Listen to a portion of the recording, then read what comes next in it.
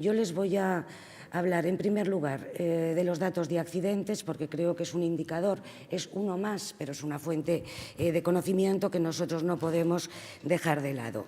En el último periodo interanual, estos datos, es el índice de incidencia, ha disminuido un 11%, un 11,5%. El último periodo lo tenemos cerrado a julio de 2011 respecto de julio de 2010. Seguimos con unos descensos elevados que ustedes ya saben que una parte de ellos está motivada por la menor actividad debida a la crisis económica, por la menor actividad de los trabajadores ocupados.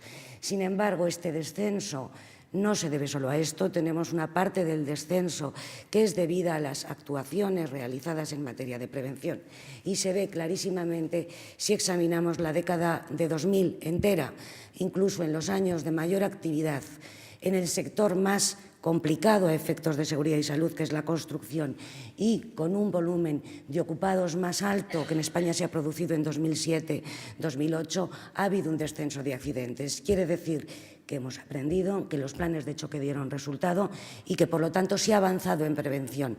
Estamos en Europa en estos momentos, en el seno del Comité Consultivo, con la Comisión y los agentes sociales, elaborando la nueva Estrategia Europea de Seguridad y Salud. Esta estrategia supondrá el marco en el que trabajaremos todos los gobiernos, organizaciones empresariales y sindicales a partir de 2013. Como la estrategia de empleo es una estrategia a largo plazo, va a ser una estrategia que cubrirá el periodo 2013-2020, casi una década. ¿Por qué? Porque se cree también desde las instituciones comunitarias que los objetivos tienen que ser a largo plazo, independientemente de que nos pongamos obligaciones concretas e indicadores concretos que debemos cumplir. En esta nueva estrategia, desde luego, pivota, como no puede ser de otra manera, sobre el crecimiento económico en Europa, el crecimiento económico real, sostenible y también un crecimiento económico que incluya a todos los trabajadores de la Unión Europea y que sea un crecimiento inteligente. Otro de los principios de la nueva estrategia europea, que es importantísimo y que tendremos que ver cómo lo vamos a enfocar desde las legislaciones nacionales, es que la prevención está antes que la rehabilitación y la rehabilitación antes que la salida temprana del mercado de trabajo. Esto va a ser un principio que va a inspirar también todas las actuaciones en materia de seguridad y salud desde el ámbito europeo y que tendremos que adoptar desde los Estados nacionales a través de medidas que permitan su cumplimiento. Y aquí, desde luego, sí hacer una larga reflexión, es decir esto de prevención antes que rehabilitación y rehabilitación antes de salida temprana del mercado de trabajo es importante, pero se queda corto. Es decir, del mercado de trabajo, la salida a edades jóvenes del mercado de trabajo no solamente está motivada por problemas de salud. Desde la prevención podemos incidir en una parte que son los problemas de salud y tendremos que hacer estudios que nos permitan ver qué efectos para la salud tiene el envejecimiento de la población, qué cambios tenemos que hacer en la organización del trabajo o en los métodos de trabajo. Tendremos que hablar de flexibilización del trabajo a partir de una determinada edad y también tendremos que hablar, cuando sea necesario, de coeficientes reductores en la edad de jubilación en aquellas ocupaciones y en ningún caso sectores, lógicamente, en aquellas ocupaciones en las que hay una mayor penosidad por la relación con el trabajo. Pero tendremos que hacer una batería de actuaciones para procurar que los trabajadores no salgan del mercado de trabajo a edades en las que tienen un potencial todavía enorme.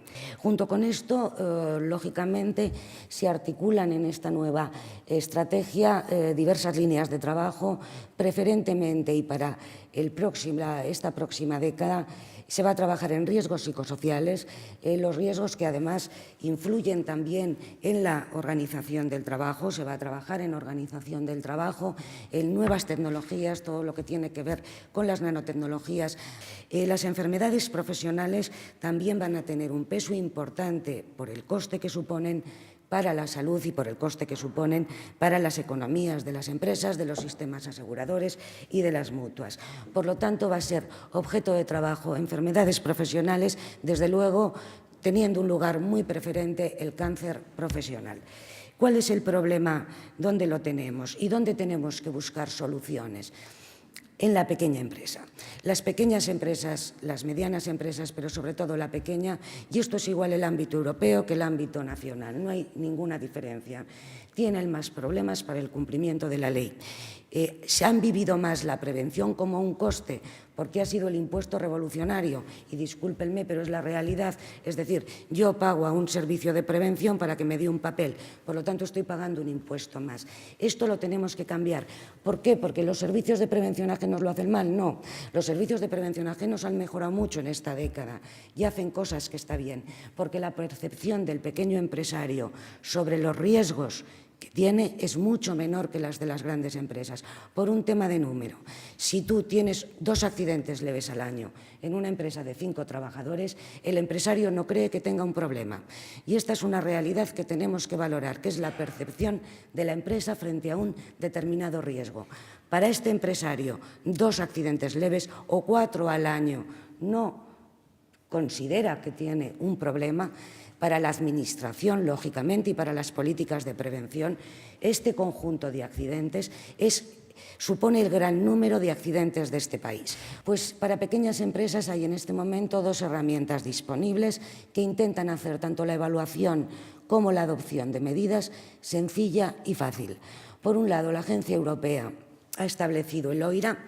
El OIRA es una evaluación muy sencilla, es un check-in que lo pueden hacer todas las pequeñas empresas y, desde luego, no es una modalidad de organización preventiva, sirve como un check-in para que el empresario sepa dónde está y cómo está. Y va a estar a disposición de todos los empresarios europeos por Internet en algunos sectores, pero es para que se autoevalúe el empresario sin más consecuencias, y desde el Instituto, conjuntamente con las comunidades autónomas, hemos intentado ir un paso más allá. Este paso más allá es Prevención 10. Prevención 10 pretende también, haciendo modelos por sectores, lo que pretende es que el empresario telemáticamente, en los sectores que cubrimos, que lógicamente no son todos, se evalúe, establezca qué medidas tiene que hacer para corregir los problemas que ha detectado en su empresa y lo cumpla, sin que intervenga en ningún caso la inspección desde un punto de vista de vigilancia y control en esto. Intervendrá, lógicamente, si hay un accidente o si hay una denuncia, pero no en ningún caso poniendo en duda el sistema. El Prevención 10 es una forma de organizar la prevención y es una forma de organizar la prevención para empresas de menos de 10 trabajadores. ¿Qué ocurre con Prevención 10? Pues que, desgraciadamente, las administraciones llegamos poco a las empresas pequeñas, por no decir no llegamos nada. El empresario de menos de 10 trabajadores no va a jornadas, difícilmente, es decir, yo he conocido a muy pocos que asistan a jornadas, no consulta la web de las administraciones y realmente se preocupa por su negocio y probablemente menos por la prevención, porque la conoce menos. ¿Qué necesitamos? Llegar al pequeño empresario. ¿Cómo lo vamos a hacer?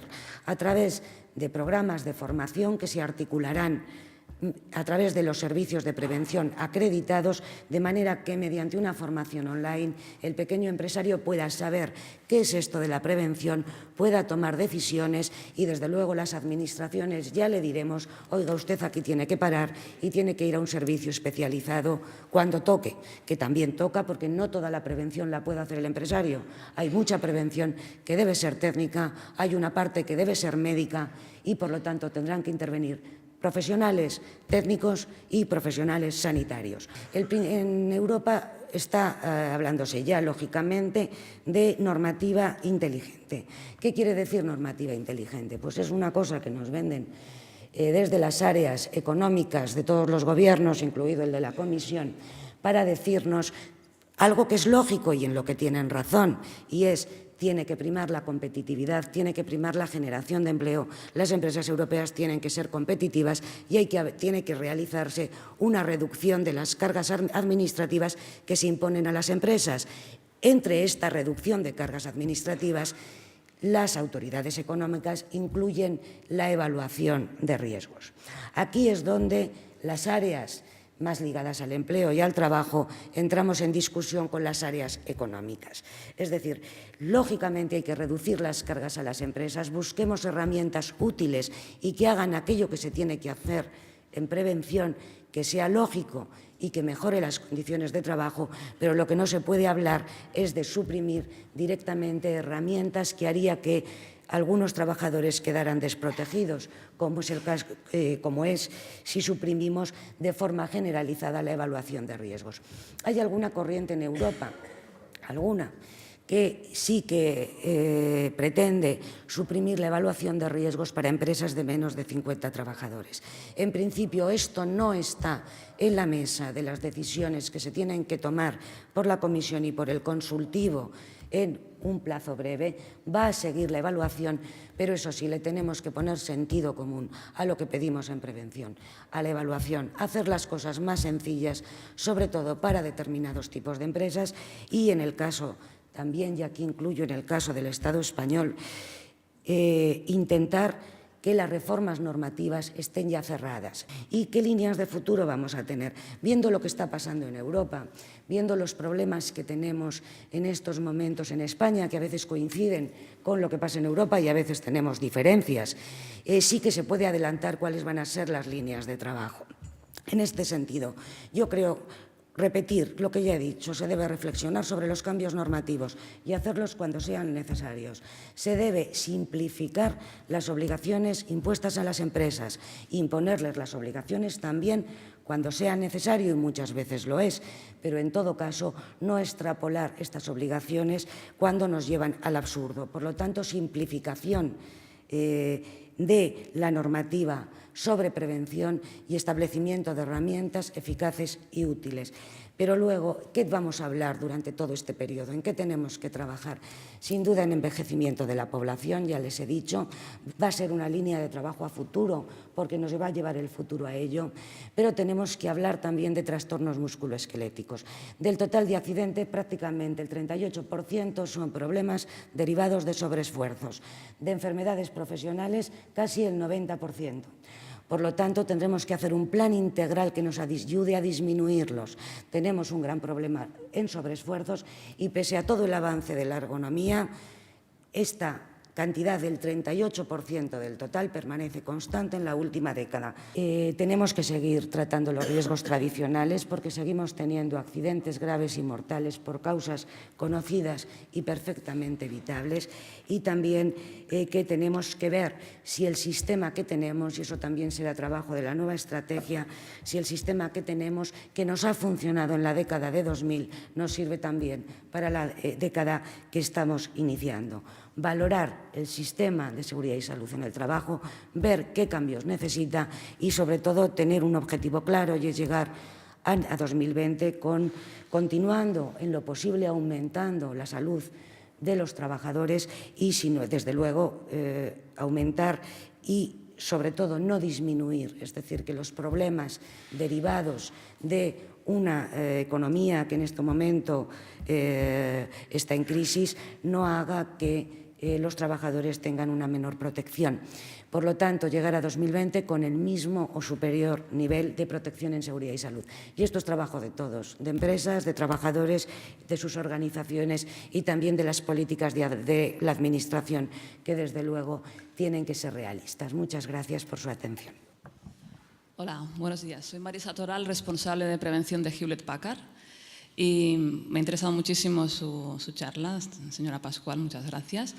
Y, por supuesto, me interesa muchísimo lo que comenta de la simplificación, tanto de la normativa como de las cargas a las empresas, ¿no? Nuestra multinacional tiene 8.500 personas en España, con lo cual simplificar, pues, digamos, entra dentro de mi vocabulario, ¿no?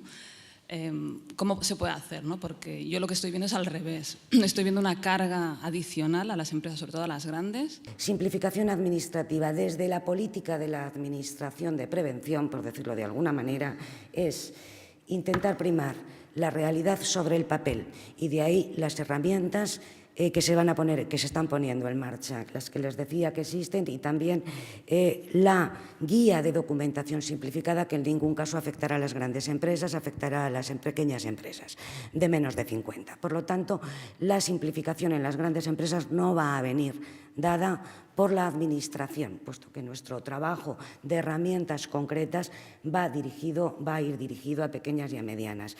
En cuanto a las grandes, yo creo que parte debe ser que hay dos cosas que influyen en que no haya esta simplificación, y son dos cosas que influyen más, y siendo sincera, influyen más con el curarnos en salud, todos los que intervenimos en un proceso, que con la realidad de la prevención.